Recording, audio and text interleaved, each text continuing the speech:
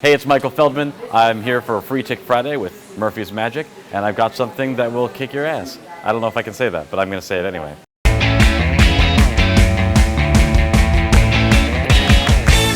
So we'll give these cards a little shuffle,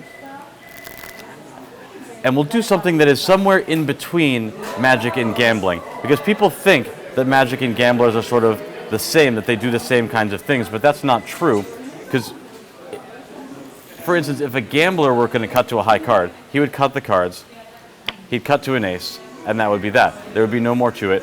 That would be the end of it. But a magician is sort of like a gambler with no self-control. So like, magician shuffles the cards up, gives the cards a cut, a couple of cuts, whatever you want to do. And a magician would not just cut to an ace. A magician would cut to two aces, because that's just cooler. But if you want to take this a little bit further, I always thought it would be cool if you could cut to all four aces, which is what I've actually already done. That is 1, 2, 3, 4 aces. And that is some magic. It's Michael Feldman. I'm here again, Free Trick Friday with Murphy's Magic, and I'm going to explain to you how I just did that ace cutting routine, which I call time one atta, because things happen before you expect them to. It starts out with 4 aces on top of the deck, like this. One of them is a breather crimp. It's actually a reverse breather. So you put in the diagonal crimps like this, and what that does is it allows you to put the card in the middle of the deck and cut very easily to that card. But, like I said, they all start on top of the deck, breather topmost. You give the cards a shuffle, you give the cards a cut, whatever you'd like. At the end of whatever you do, you give the cards, you center the breather like that. Now this can be a running cut or a straight cut, it doesn't matter. All it does is center the breather.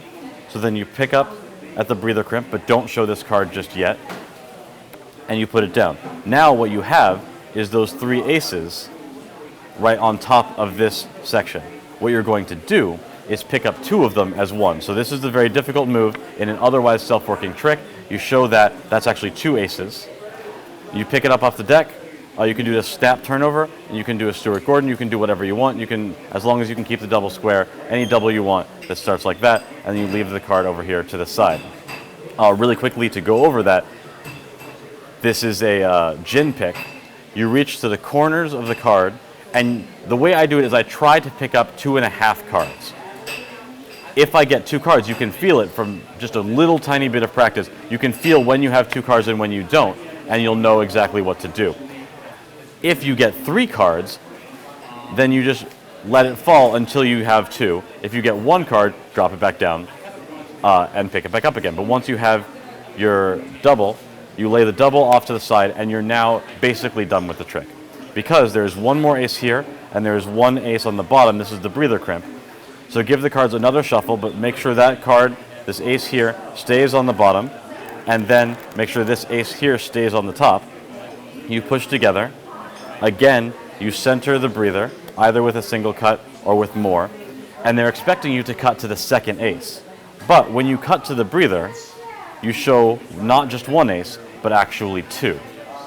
So already you're ahead of where they're expecting to be. You take this card, you show that it is clearly 1 card, you drop it over to the side like this, you show this that it is clearly only 1 card, and as you put this down, you drag across, which will reveal all 4 of the aces. And then you come back over here, you use the misdirection. That's just a sort of offhand motion. You sort of, what we're going to do now, and you don't pay attention to that. So they generally will not see it. You come back over here, you do some cuts, you do some shuffles, you do whatever, and you say, I've actually already produced all 4 aces, and you come over here and you can show all 4 aces. And that is a trick that I call time one atta. I hope you enjoy it.